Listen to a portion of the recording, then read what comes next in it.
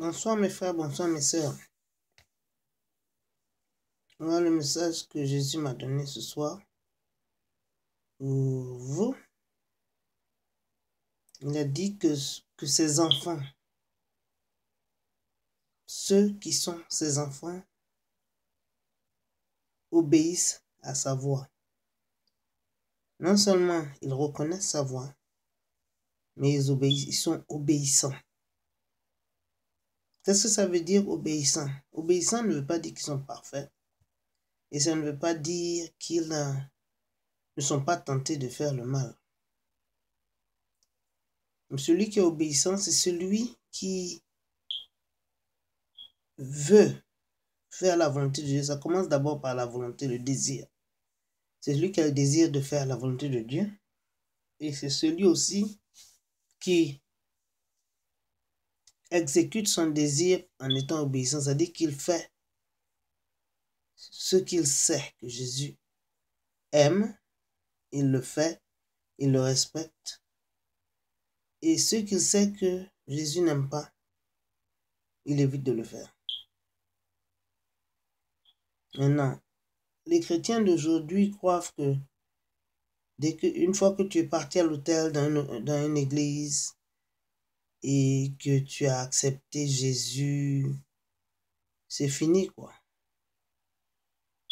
Même si tu es désobéissant, comme il est mort pour toi, même si tu es méchant, à la fin, il va te sauver. Non. Si tu es quelqu'un qui est très méchant et qui est très désobéissant, la Bible dit que tu n'es pas l'enfant de Christ. Tu n'es pas son enfant.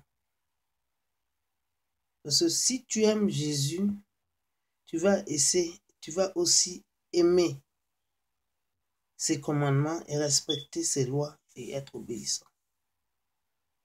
Je ne dis pas que tu n'auras pas un combat. Des fois, avant de devenir parfaitement obéissant, il y a quand même un combat.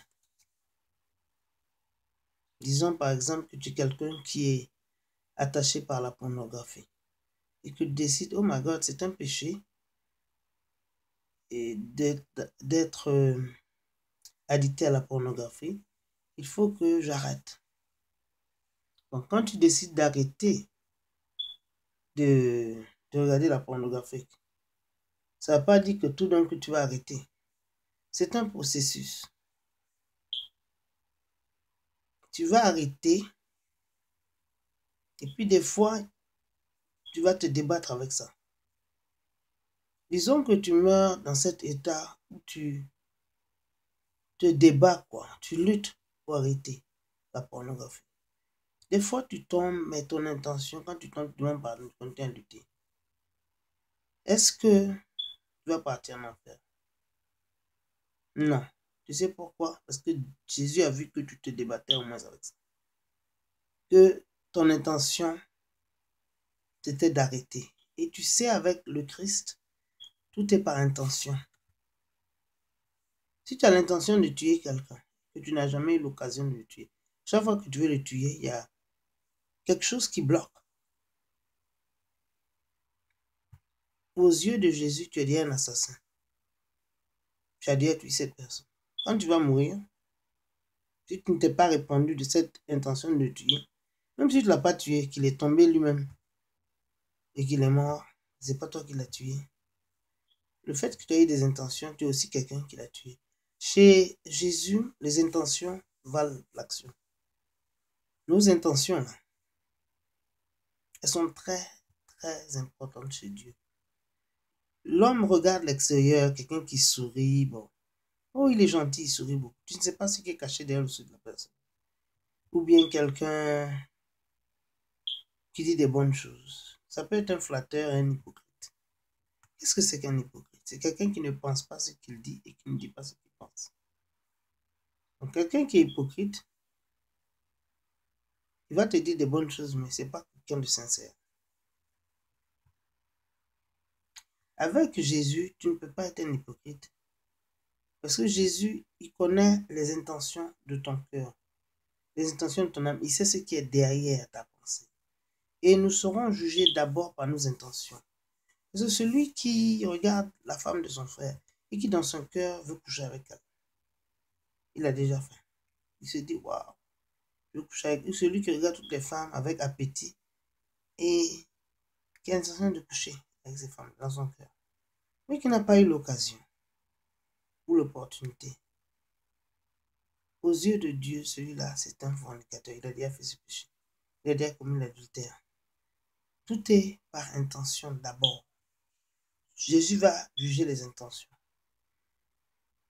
On doit faire très attention. Et puis, la Bible dit ça que si tu es un enfant de Dieu, si tu es vraiment l'enfant de Christ, j'aime pas dire Dieu parce qu'il y a beaucoup de Dieu sur cette terre. Alors, si tu es un enfant de Christ, tu ne peux pas être son enfant et n'avoir aucune intention de ne pas désobéir à ses lois et à ses principes. Jésus a dit qu'il n'est pas venu pour abolir la loi, mais il est venu pour la perfectionner. Est-ce qu'il est venu pour apporter la loi de l'amour qu'il n'y avait pas vraiment. Et l'amour, c'est un commandement qui couvre tous les autres commandements. Parce que la plupart des péchés sont basés sur le manque d'amour. Celui qui ment, c'est parce qu'il n'aime pas. Celui qui tue, c'est parce qu'il n'aime pas. Celui qui vole, c'est parce qu'il n'aime pas. Celui qui envie son ami, c'est parce qu'il n'aime pas. Qui est jaloux, c'est parce qu'il n'aime pas. Quand tu aimes quelqu'un, tu es content quand la personne est bénie. Tu es content pour lui.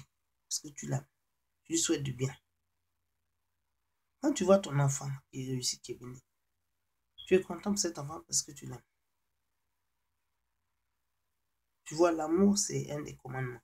Maintenant, quelqu'un qui n'a